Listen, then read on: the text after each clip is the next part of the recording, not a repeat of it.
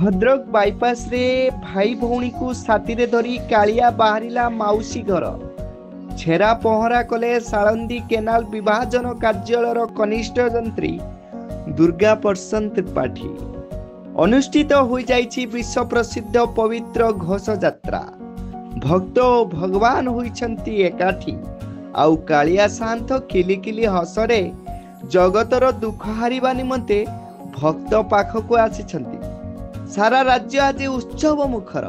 प्रभु जगतर नाथ जगन्नाथ आउ सांगरे भाई बड़ भाई बलिया भौणी सुभद्रा को धरी माउसी घर को बुलिबा को आसिछंती।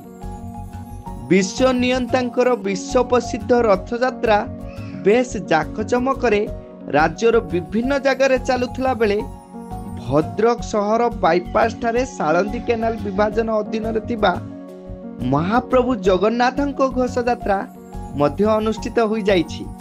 एही यात्रा 1984 मसीहारू अनुष्ठित होई आसुतला बेले प्रति वर्ष परि सालंदी केनाल विभाजन कार्यालय निर्वाही जंत्री उपस्थिति रे कनिष्ठ जंत्री दुर्गा प्रसन्न त्रिपाठी छेरा पहरा करिबा परे रथ टाणा कार्य आरंभ होइतिला।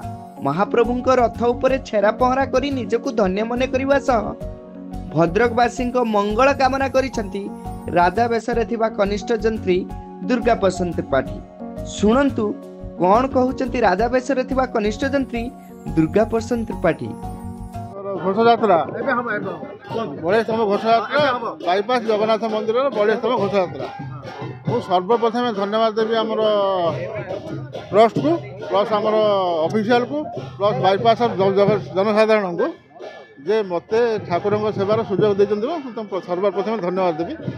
दुईर हूँ आज हूँ बड़ेस्तम घोष यात्रा मत आज बहुत खुशी जे ठाकुर सेवा कर जाओ आपण मान सहयोग साथी मत बहुत आनंदित कर बड़ी मु 4 वर्ष है प्रजा ही चली कौन हम ट्रस्ट बुझा ऑफिशियल बुझा मतलब बहुत बहुत बहुत बहुत खुशी बहुत खुशी। Bhadrak Ramesh Pagada report RP news Odia.